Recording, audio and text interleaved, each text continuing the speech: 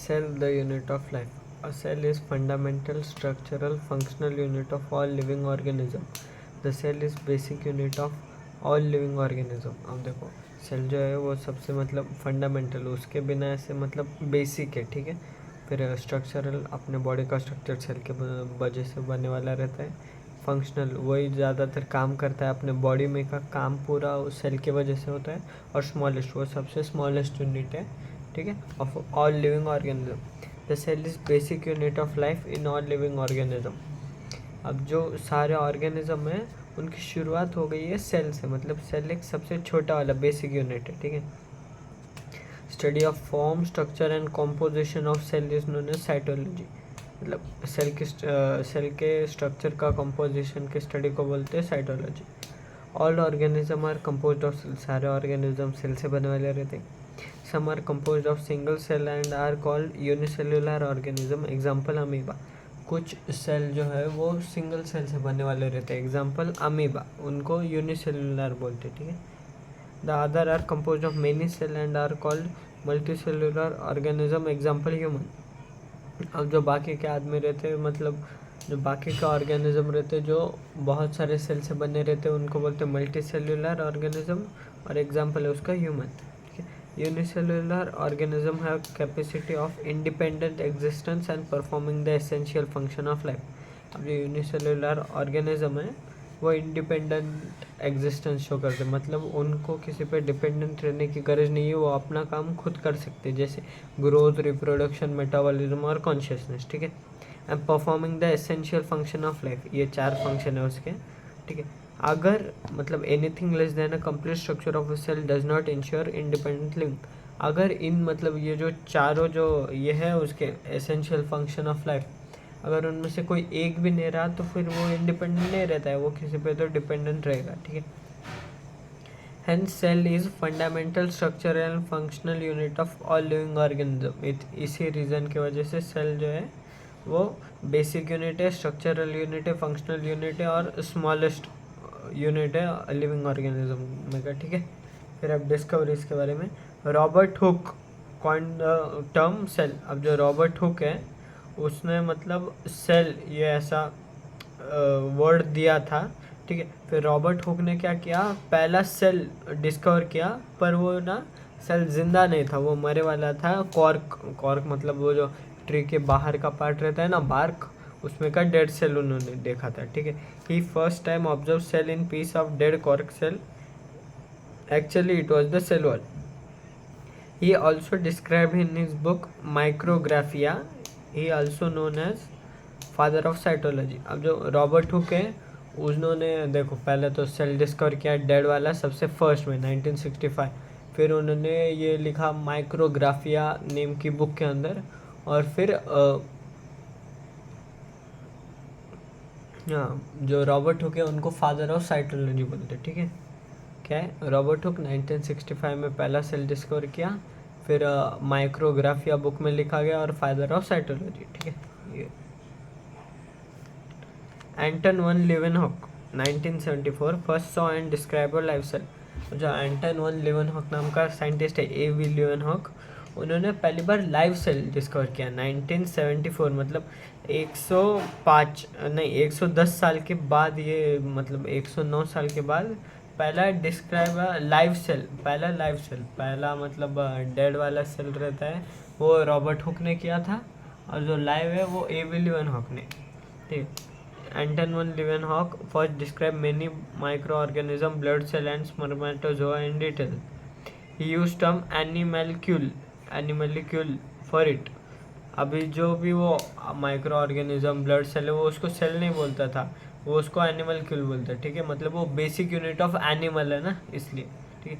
He also known as father of microbiology, ठीक है। अभी डिफरेंस निकालेंगे। रॉबर्ट हुक ने क्या किया था 1965 में डेड सेल, और A.V. लीवेनहॉक ने 1974 में लाइव सेल डिस्कवर किया, ठीक है। फिर जो मतलब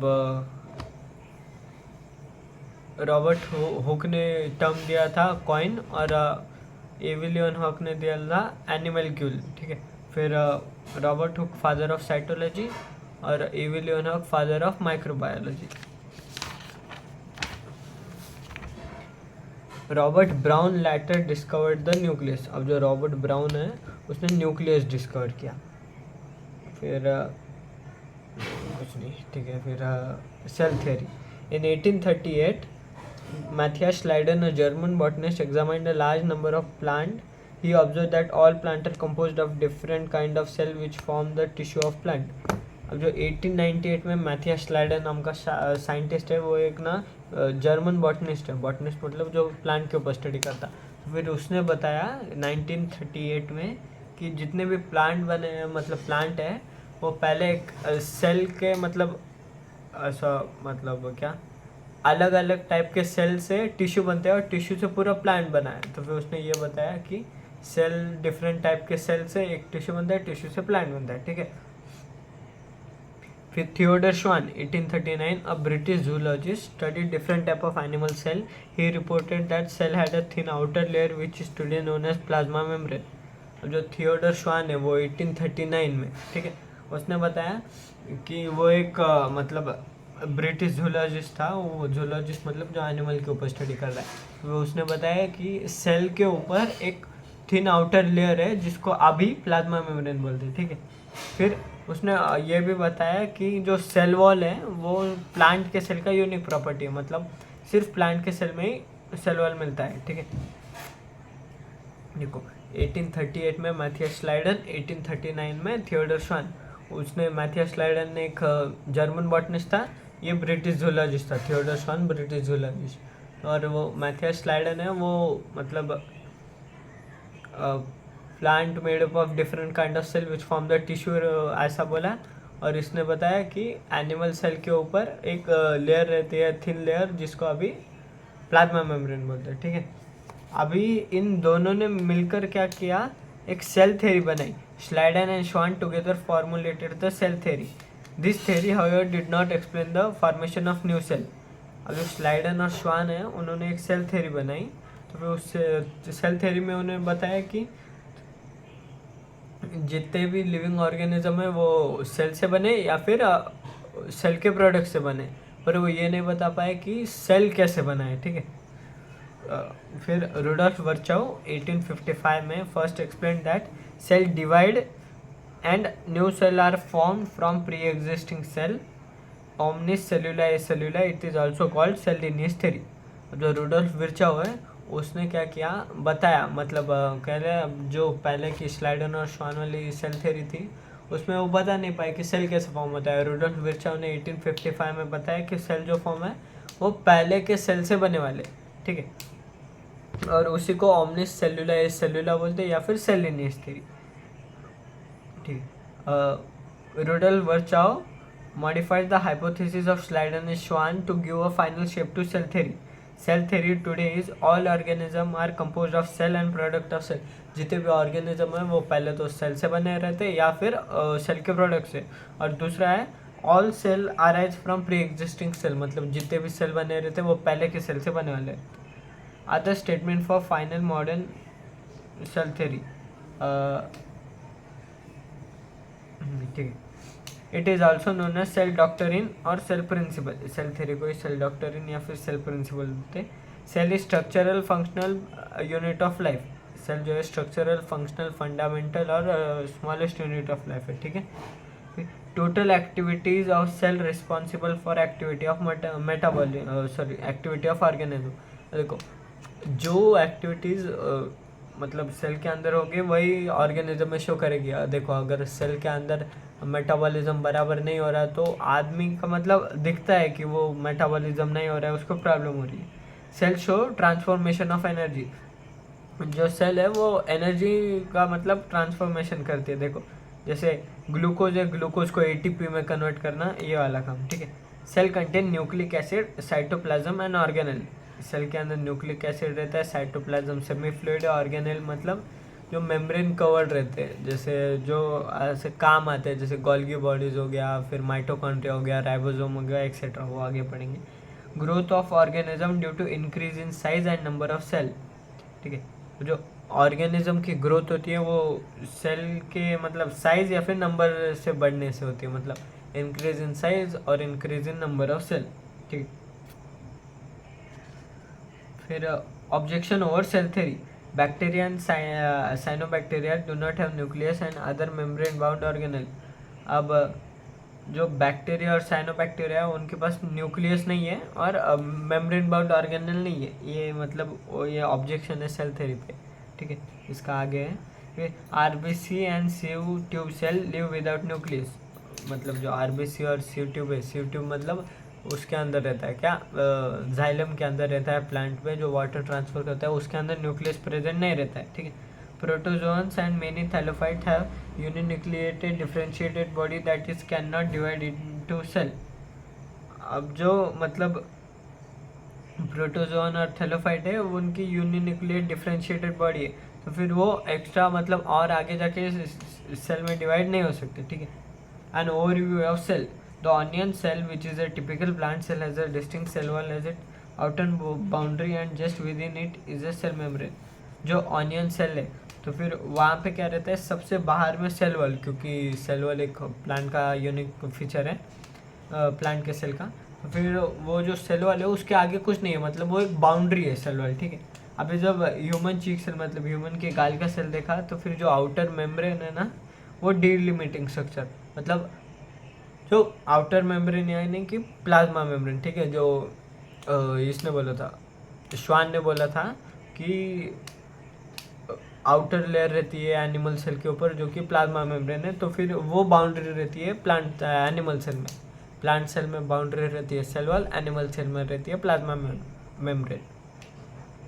inside each cell is a dense membrane bound structure called nucleus. अभी जो भी ऐसा मतलब हर एक सेल के अंदर एक dense membrane bound structure called nucleus रहता है, ठीक है। न्यूक्लियस मतलब देखो डेंस मेम्ब्रेन बाउंड स्ट्रक्चर, अभी एक मेम्ब्रेन है उसके अंदर क्रोमोजोम और डीएनए रहता है, वो आगे पढ़ेंगे। This nucleus contain the chromosome which contain the genetic material DNA.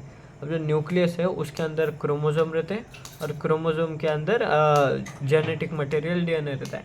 Cell that have membrane bound nuclei are called eukaryotic, whereas cell without a membrane bound nuclei are prokaryotic.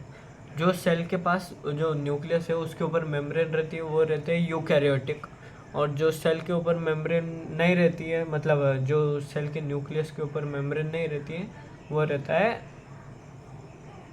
You prokaryotic. Pro मतलब पुराना, ठीक है। पुराने cell के ऊपर membrane नहीं रहती है इसलिए प्रोकैरियोटिक बोलते हैं, ठीक है। अब ऑल सेल कंटेन, हर एक सेल मतलब प्रोकैरियोटिक और यूकैरियोटिक में क्या प्रेजेंट रहता है, साइटोप्लाज्म रहता है। साइटोप्लाज्म मतलब वो सेमी फ्लूइड मैट्रिक्स रहता है जो प्रोकैरियोटिक और यूकैरियोटिक दोनों में प्रेजेंट रहता है। It occupies the volume of cell. अब जो सेल जो ऐसे फुगे वाला रहता है, मतलब सेल के अंदर जितना भी कंटेंट है ना वो सब साइटोप्लाज्म में रहता है, ठीक है। फिर cytoplasm is main arena of cellular activity in both the plant and animal cell. और जो साइटोप्लाज्म है वो एक ग्राउंड प्रोवाइड करता है, मतलब वहाँ पे सिर्फ साइटोप्लाज्म में ही जितने भी सेल के एक्टिविटीज़ रहते हैं, मेटाबॉलिज्म फिर रेस्पिरेशन, वो सारा साइटोप्लाज्म के अंदर होता है, ठीक है। Various chemical reaction occur in it to keep the cell in living state. अब जितने भी मतलब देखो अभी अगर किसी सेल को एक्टिव रखना है तो फिर उसके अंदर बहुत सारे रिएक्शन होंगे, तो फिर वो रिएक्शन साइटोप्लाज्म के अंदर होते हैं, ठीक है। उससे ही एक सेल लिविंग स्टेट में रहता है, जैसे कि मेटाबॉलिज्म हो गया, रेस्पिरेशन हो गया, ठीक है। फिर और दूसरा है राइबोसोम। पहला तो सारे सेल के अंदर साइटोप्लाज्म रहता है और दूसरा है ribosome. Ribosome are non membrane bound organelle found in both eukaryotic as well as prokaryotic cell. अभी ये जो नॉन मेम्ब्रेन मतलब ऑर्गेनल है उसके ऊपर मेम्ब्रेन नहीं है, ये उसका नाम है राइबोसोम। ये प्रोकैरियोटिक और यूकैरियोटिक दोनों में मिलता है, ठीक है। Within the cell, ribosome are found not only in cytoplasm but also within the two organelle, chloroplast and mitochondria, and on rough endoplasmic reticulum (RER). अब जो राइबोसोम है वो सिर्फ इसमें साइटोप्लाज्म में नहीं मिलते, पर प्लांट केस में क्लोरोप्लास्ट में मिलते, एनिमल में मिलते माइटोकॉन्ड्रिया में और रफ एंडोप्लाज्मिक रेटिकुलम में, ठीक है। Beside the nucleus, the eukaryotic cell have other membrane-bound distinct structure called organelles। अब जो न्यूक्लियस है यूकैरियोट में न्यूक्लियस मेम्ब्रेन बाउंड रहता है, ठीक है। पर वैसा ही और कुछ ऑर्गेनल्स रहते हैं यूकैरियोटिक में जो मेम्ब्रेन बाउंड रहते हैं। पहला तो एंडोप्लाज्मिक रेटिकुलम, फिर गोल्गी कॉम्प्लेक्स, फिर आ गया लाइजोजाइम, माइटोकॉन्ड्रिया, माइक्रोबॉडीज और फिर वैक्यूल्स। ठीक है, ये सब भी मेम्ब्रेन बाउंड ऑर्गेनल है यूकैरियोट्स में। The prokaryotic cell lack such membrane bound organelle. अब जो प्रोकैरियोटिक सेल है उसके अंदर ऐसे मेम्ब्रेन बाउंड ऑर्गेनल नहीं रहते। अब इसका सिमिलरिटी ऑफ डिफरेंस देखेंगे। यूकैरियोटिक में न्यूक्लियस पे मेम्ब्रेन रहता है, प्रोकैरियोटिक में नहीं रहता है। यूकैरियोटिक में भी साइटोप्लाज्म और राइबोसोम होता है, प्रोकैरियोटिक में साइटोप्लाज्म और राइबोसोम होता है। यूकैरियोटिक में ऑर्गेनल प्रेजेंट रहते हैं, प्रोकैरियोटिक में नहीं रहता है। ठीक है, हाँ ठीक है। Animal cell contain another non-membrane bound organelle called centriole which help in cell division. जो एनिमल सेल है उसके अंदर मोस्ट ऑफ द ऑर्गेनल जो है वो मेम्ब्रेन बाउंड रहते हैं, पर कुछ है जो नॉन मेम्ब्रेन बाउंड है, जैसे कि सेंट्रियोल। अब जो सेंट्रियोल है वो सेल डिवीजन में मदद करता है। Cell differ greatly in shape, size and activity. अब जो सेल है उसकी एक्टिविटीज़ के अनुसार उसका शेप और साइज अलग अलग रहता है। जैसे आरबीसी है, रेड ब्लड सेल, उसका round and biconcave shape है। डब्ल्यूबीसी अमीबॉइड शेप का है। Columnar epithelium cell long and narrow column shape की है। ठीक है, फिर सबसे मतलब लॉन्ग सेल, ब्रांच और लॉन्ग सेल नर्व सेल है। फिर ट्रैकेट जो है वो इलोंगेटेड है। मेसोफाइल सेल राउंड और ओवल शेप के। ठीक है, Mycoplasmas are the smallest cell, only 0.3 micrometer in length, while bacteria could be 3 to 5 micrometer. अब जो माइकोप्लाज्मा है ना वो सबसे स्मॉलेस्ट सेल कौन है? माइकोप्लाज्मा, जो कि एवरेज उसका डायमीटर है लेंथ है उसकी 0.3 माइक्रोमीटर, और जो बैक्टीरिया होता है वो 3 to 5 माइक्रोमीटर। अब जो माइकोप्लाज्मा है ना उसका और एक एग्जांपल, मतलब माइकोप्लाज्मा के अंदर ही आता है पीपीएलओ, प्लूरोनिमोनिया लाइक ऑर्गेनिज्म। तो फिर उसका लेंथ है 0.1 माइक्रोमीटर। ठीक है, 0.1 माइक्रोमीटर, ये सबसे छोटा है, माइकोप्लाज्मा के अंदर आता है। The largest isolated single cell is egg of an ostrich. जो सबसे बड़ा और अकेला सेल है वो है ऑस्ट्रिच का एग, मतलब ठीक है, ऑस्ट्रिच का एग रहता है। ठीक है, फिर among multicellular organism human RBC is about 7 micrometre in diameter. ठीक है, जो भी ऐसे मल्टी सेल्युलर ऑर्गेनिज्म है जैसे कि ह्यूमन, उनमें कैसा रहता है, जो आरबीसी ह्यूमन आरबीसी है वो 7 माइक्रोमीटर इन डायमीटर। अब क्वेश्चन आता है कि 7 माइक्रोमीटर इन डायमीटर तो 3.5 माइक्रोमीटर इन रेडियस ऐसा। ठीक है, फिर nerve cell are some of the longest cell, nerve cell longest cell है। और फिर लार्जेस्ट सेल कौन सा है? ऑस्ट्रिच का एक। स्मॉलेस्ट सेल है माइकोप्लाज्मा। बैक्टीरिया का साइज रहता है 3 to 5 micrometre. Largest unicellular eukaryotic cell Acetabularia alga 10 centimetre. जो सबसे बड़ा यूकैरियोटिक सेल है लार्ज अकेला, मतलब यूनिसेल्युलर है, तो फिर वो है एसिटाब्यूलेरिया अल्गी जो कि 10 सेंटीमीटर के। तो largest plant cell ramie fibre Boehmeria nivea. ठीक है, फिर ठीक है, The cell may be disc-like, polygonal, columnar, thread-like, irregular and cuboid shape. ठीक है, सेल के शेप कैसे कैसे रहते हैं? डिस्क शेप, पॉलीगोनल शेप, फिर इरेगुलर शेप, फिर थ्रेड लाइक, फिर क्यूबॉइड और फिर कॉलमनार। ठीक है, ऐसे शेप के रहते हैं। ये शेप ना मतलब ऐसे चेंज होते हैं फंक्शन के अनुसार। कुछ सेल मतलब जिसका अलग फंक्शन उसका अलग शेप, ऐसे फंक्शन के ऊपर शेप डिसाइड रहता है। ठीक, प्रोकैरियोटिक सेल मतलब जिसके पास न्यूक्लियर मेम्ब्रेन नहीं है, मेम्ब्रेन बाउंड न्यूक्लियर नहीं है, न्यूक्लियस नहीं है, और ऑर्गेनल नहीं है मेम्ब्रेन बाउंड। ठीक है, फिर the prokaryotic cell are represented by bacteria, blue green algae, mycoplasma and PPLO. ठीक है, जो प्रोकैरियोटिक सेल रहते हैं उसके प्रोकैरियोटिक ऑर्गेनिज्म रहते हैं, उनमें एनिमल कैसे कैसे आते हैं देखो।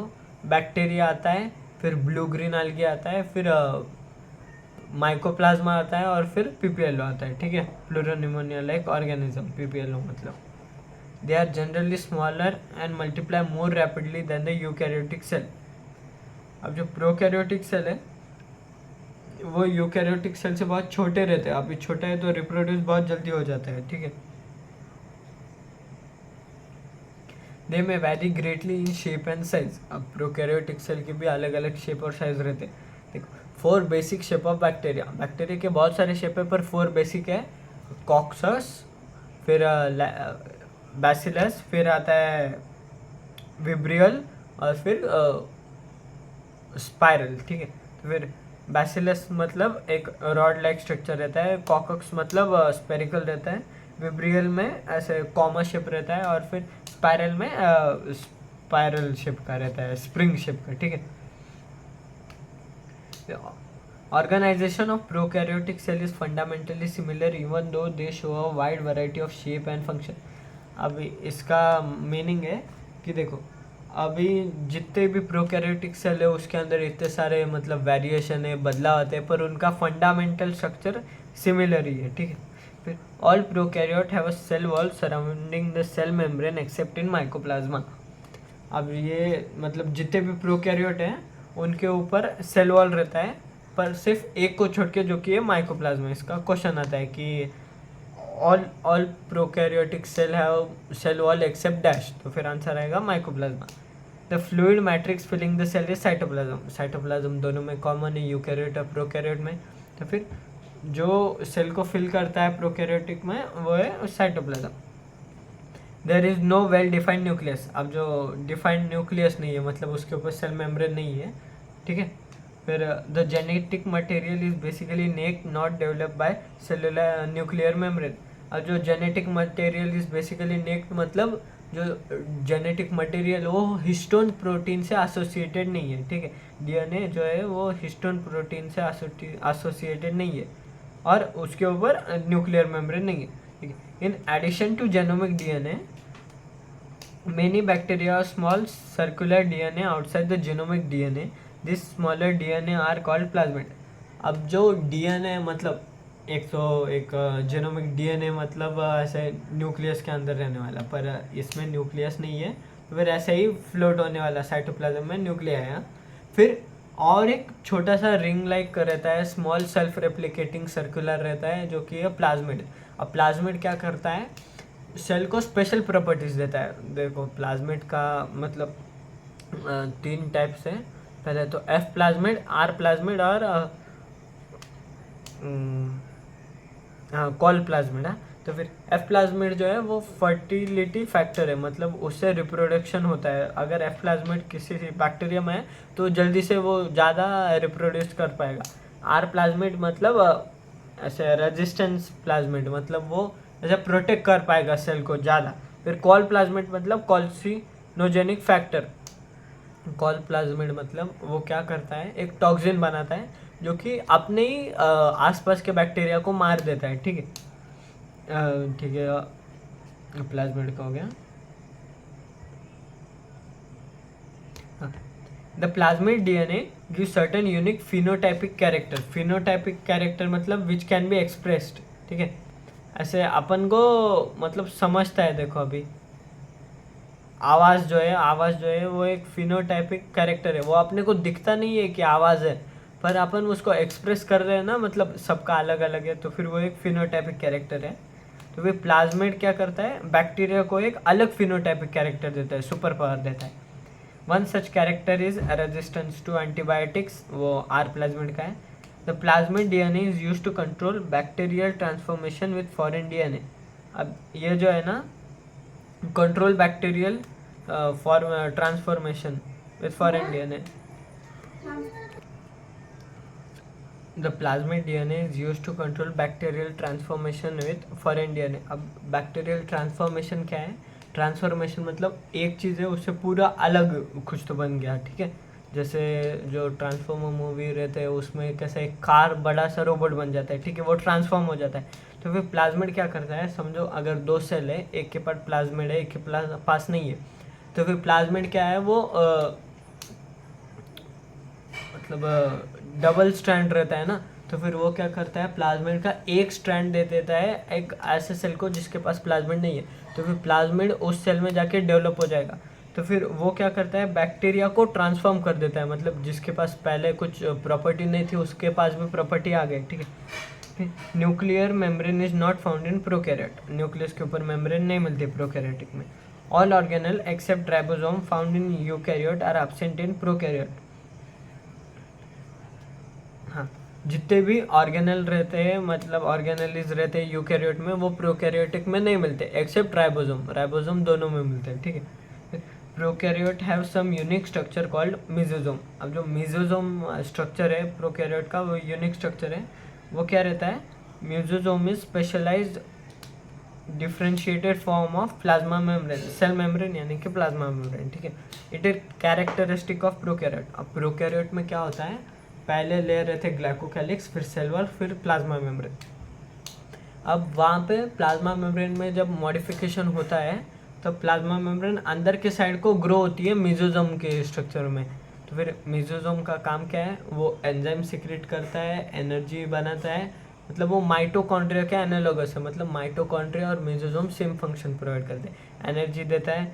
फिर बाद में मेसोसोम क्या करता है, ऐसे न्यूक्लियस का डुप्लीकेशन, मतलब सॉरी डीएनए का डुप्लीकेशन करने में भी मदद करता है मेसोसोम, और वो surface area of plasma membrane बढ़ाता है, ठीक है। Mesosome are infolding of cell membrane, वो सेल मेम्ब्रेन यानी तो प्लाज्मा मेम्ब्रेन का अंदर के साइड को ग्रो हुए वाला इनफोल्डिंग है, ठीक है। फिर यूकैरियोटिक सेल का एक साइज है 10 to 20 माइक्रोमीटर का। टिपिकल बैक्टीरिया का वहाँ पे 3 to 5 माइक्रोमीटर दिया, यहाँ पे 1 to 2 माइक्रोमीटर, ठीक है। पीपीएलओ एक माइकोप्लाज्मा है, तो फिर उसका साइज है 0.1 माइक्रोमीटर। वायरस का रहता है 0.02 to 0.2 माइक्रोमीटर के रहता है, ठीक है। In prokaryotic cell membrane bound cell organelle are absent, so there is a single membrane that surround the cell. अब देखो, जो प्रोकैरियोटिक सेल है उसके अंदर membrane bound cell organelle absent रहते हैं, बट इसलिए उसके पास एक आउटर सिंगल मेम्ब्रेन है, ठीक है, plasma membrane. In prokaryote DNA is naked and variously coiled in cytoplasm, commonly called genophore, nuclear body और न्यूक्लियोइड। अब जो डीएनए है वो हिस्टोन प्रोटीन के साथ एसोसिएटेड नहीं है, उसके ऊपर न्यूक्लियर मेम्ब्रेन नहीं है, तो फिर वो क्या करता है, ऐसे ही साइटोप्लाज्म में फ्लो करते रहता है, ठीक है, तो फिर फ्लोट करते रहता है, तो फिर उसी को बोलते हैं जीनोफोर, न्यूक्लियर बॉडी या फिर न्यूक्लियोइड, ठीक है। न्यूक्लियोइड मतलब ऐसा स्ट्रक्चर, न्यूक्लियस का ऐसा स्ट्रक्चर जिसके ऊपर मेम्ब्रेन नहीं है।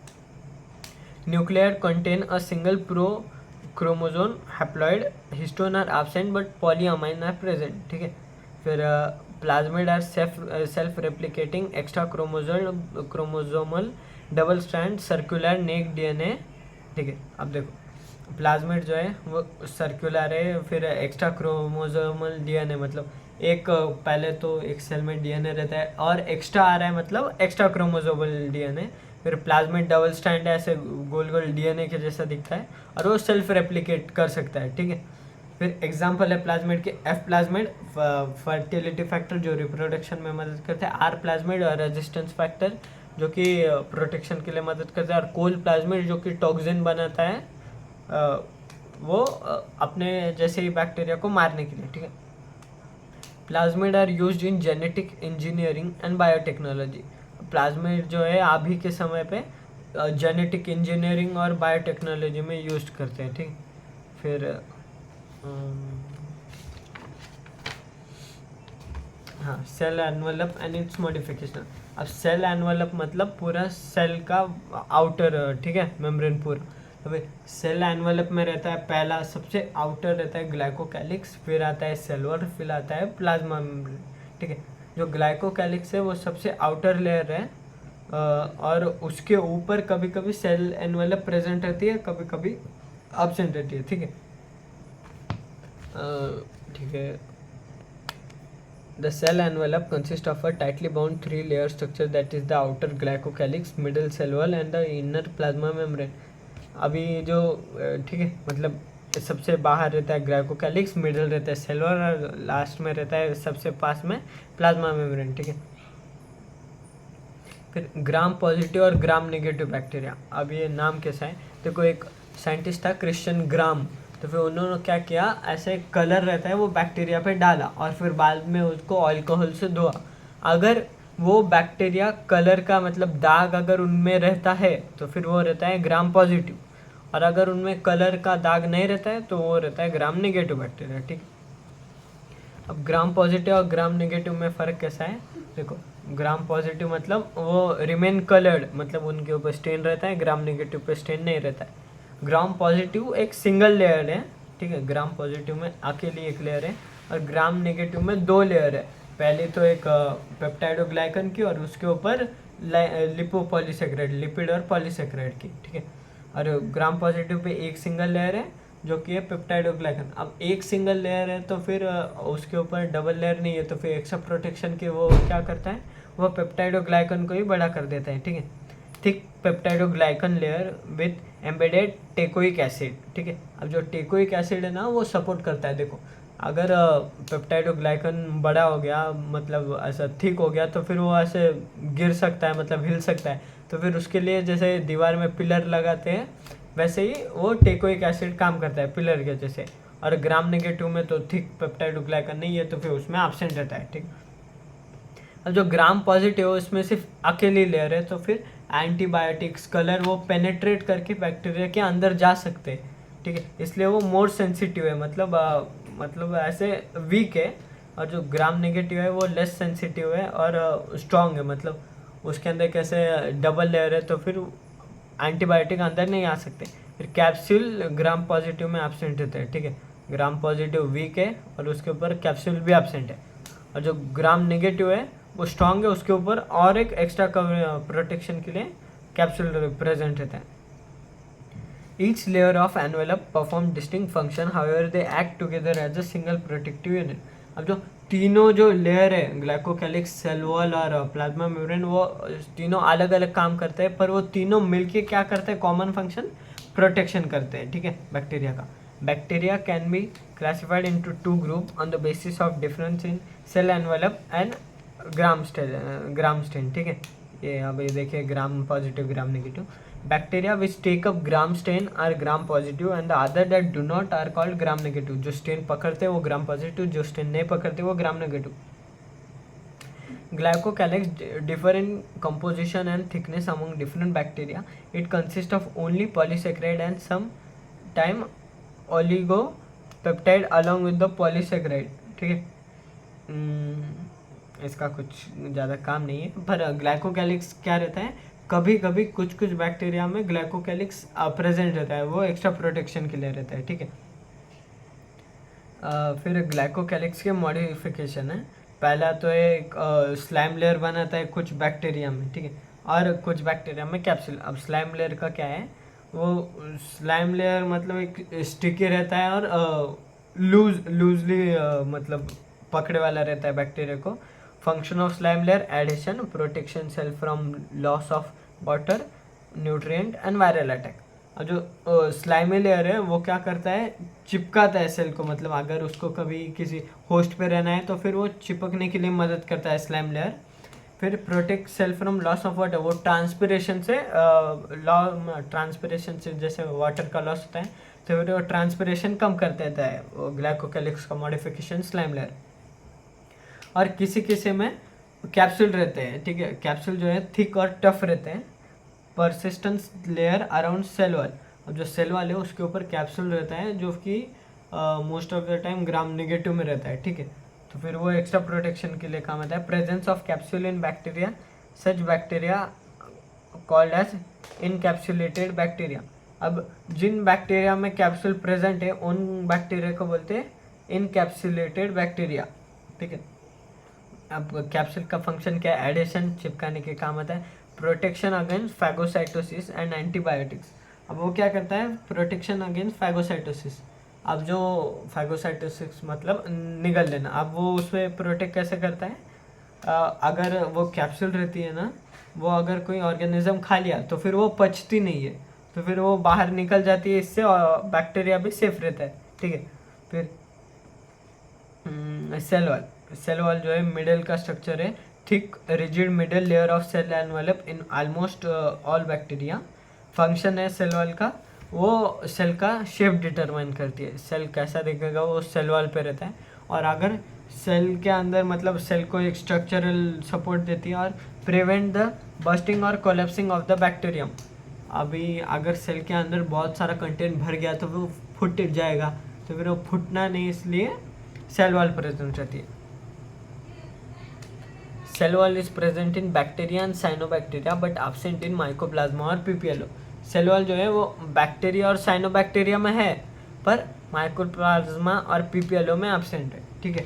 और पहले एक था कि सेल वॉल जो है वो बैक्टीरिया में प्रेजेंट रहते हैं, और bacteria blue green algae mycoplasma में प्रेजेंट रहते हैं, पर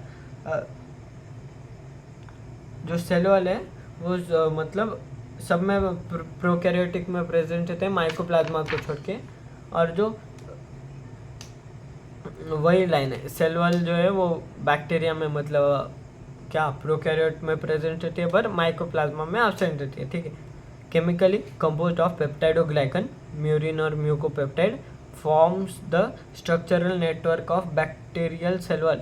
अब जो सेल वॉल है ना वो पेप्टाइडोग्लाइकन से बनने वाली रहती है। ग्राम पॉजिटिव में वो थिक रहती है और ग्राम नेगेटिव में नॉर्मल रहती है, ठीक है। फिर पेप्टाइडोग्लाइकन की जो लेयर रहती है सेल वॉल में, उसके अरेंजमेंट को बोलते हैं म्यूरिन और म्यूकोपेप्टाइड, ठीक है। फिर हाँ, glycan part form backbone and composed of polymer of NAG NAM। NAG मतलब एन एसिटिल ग्लूकोजामाइन और NAM मतलब एन एसिटिल म्यूरामिक एसिड, ठीक है। Link with β14 glycosidic bond. अभी जो इन दोनों के बीच का बॉन्ड है वो है β14 ग्लाइकोसाइडिक बॉन्ड, ठीक है। हाँ, प्लाज्मा मेम्ब्रेन सबके अंदर की लेयर है सेल एनवेलप में। Plasma membrane is semi permeable in nature and interact with outside world. अब जो प्लाज्मा मेम्ब्रेन है वो सेमी परमिएबल मतलब कुछ स्पेसिफिक चीज़ें ही वो अपने अंदर जाने देती है, मतलब सेल के अंदर, ठीक है। This membrane is structurally similar to that of eukaryote. अब जो प्लाज्मा मेम्ब्रेन है उसका जो स्ट्रक्चर है वो यूकैरियोटिक में और प्रोकैरियोटिक में ऐसा मतलब सिमिलर है, मतलब आसपास पूरा सेम ही है, ठीक है। प्लाज्मा मेम्ब्रेन का फंक्शन क्या है? Nutrient transport, site for respiration, photosynthesis, cell wall component synthesis. जब प्लाज्मा मेम्ब्रेन है वो खुद सेल वॉल नहीं बनाता है, पर वो सेल वॉल के कंपोनेंट्स बनाता है, ठीक है। फिर cholesterol absent but cholesterol like hopanoid are present, ठीक है। प्लाज्मा मेम्ब्रेन में कोलेस्ट्रॉल तो एब्सेंट रहता है, पर कोलेस्ट्रॉल के जैसा हैपेनॉइड बोल के एक सब्सटेंस रहता है वो प्रेजेंट रहता है। Mesosome, a specialized membranous structure is the mesosome. It is formed by extension of plasma membrane in cell. वो एक स्पेशल है, मॉडिफिकेशन है मेसोसोम प्लाज्मा मेम्ब्रेन का, वो अंदर के साइड को ग्रो होता है। The mesosome are in form of vesicle, tubular, lamellae. और जो मेसोसोम के फॉर्म रहते हैं वो रहते हैं मेसोसोम के फॉर्म वेसाइकल मतलब ऐसे लॉन्ग ट्यूब के जैसे फॉर्म हो सकते हैं, ट्यूब्यूल यानी मतलब वेसाइकल फ्लैट लॉन्ग स्ट्रक्चर रहता है, ट्यूबुल मतलब ट्यूब के जैसा नॉर्मल, और लैमेला मतलब ऐसे सर्कल, ठीक है। सॉरी, लैमेला मतलब सर्कल, ट्यूबुल मतलब ट्यूब, और वेसाइकल मतलब सर्कल, ट्यूबुल मतलब ट्यूब जैसा, और लैमेला मतलब फ्लैट रहता है, बड़ा रहता है, ठीक है।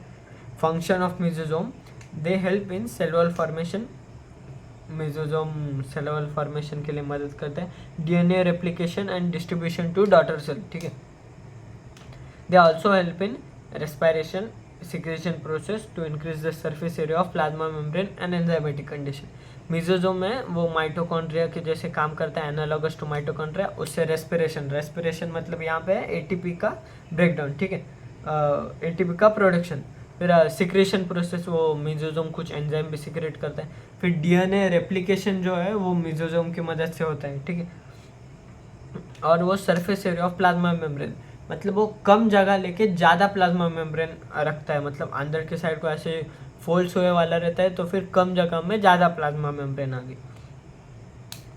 Chromatophores, in some prokaryote like cyanobacteria there are other membranous extension in the cytoplasm called chromatophore, they contain pigment. अब जो क्रोमेटोफोर है वो क्लोरोप्लास्ट के जैसा रहता है, काम करता है, वो फोटोसिंथेसिस करता है। Chromatophore is considered as analogous to chloroplast, ठीक है। फिर प्रोकैरियोट में वहाँ पे जो मेम्ब्रेनस एक्सटेंशन रहता है साइटोप्लाज्म के अंदर, उनको क्रोमेटोफोर बोलते हैं। क्रोमेटोफोर के अंदर पिगमेंट रहते हैं, मतलब कलर्स रहते हैं अलग अलग, ठीक है।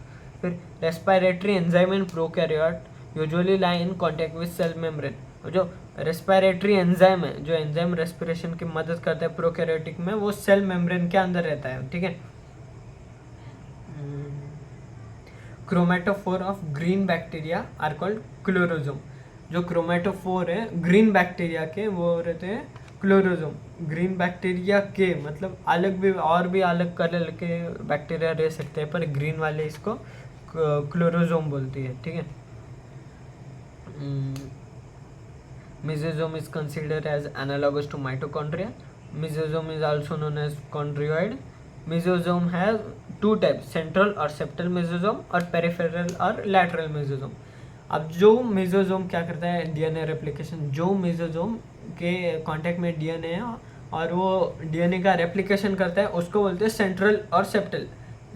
सेंट्रल मतलब वो बीच में रहता है, सेप्टल बोलते हैं क्योंकि डीएनए रेप्लिकेशन हो गया एक सेल के अंदर 2 डीएनए, फिर सेल बराबर काम नहीं करेगी, इसलिए क्या होता है, 2 डीएनए के बीच में से मेसोजोम के मदद से सेप्टम फॉर्म होता है। सेप्टम मतलब एक वॉल जिससे दोनों रिलेट नहीं, मतलब आसपास नहीं रहते, वो कांटेक्ट में नहीं आते, तो फिर वहाँ से ही सेल का डिवीजन चालू हो जाता है, ठीक है। तो भी इसलिए उसको सेप्टल मेसोजोम। और पेरिफेरल और लैटरल मेसोजोम साइड में रहता है सेल के, मतलब प्लाज्मा मेम्ब्रेन के साइड वाले स्ट्रक्चर पे रहता है, वहाँ पे डीएनए रेप्लिकेशन नहीं होता है, वहाँ से एंजाइम्स आते हैं, कभी कभी रेस्पिरेशन होता है, ठीक है। Plasma membrane, cytoplasm is a complex, नहीं ये साइटोप्लाज्म का है, यहाँ पे गलत दे दिया।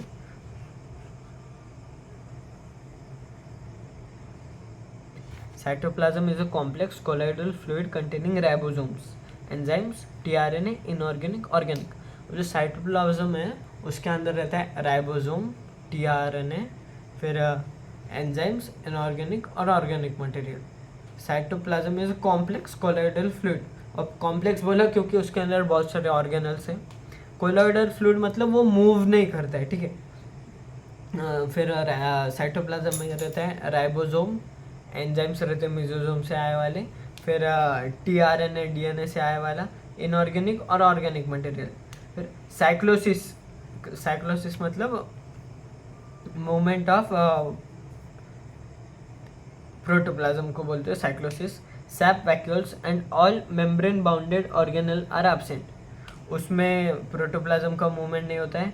सैप वैक्यूल्स, जो वैक्यूल्स रहते हैं उसका मूवमेंट, और जो मेम्ब्रेन बाउंड ऑर्गेनल रहते हैं साइटोप्लाज्म में, उसका मूवमेंट नहीं होता है।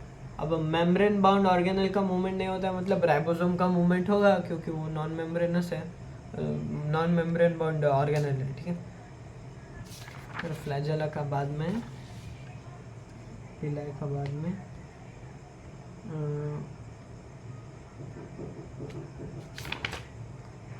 बाकी का बाद में। हाँ, तक इतना ही था। Thank you.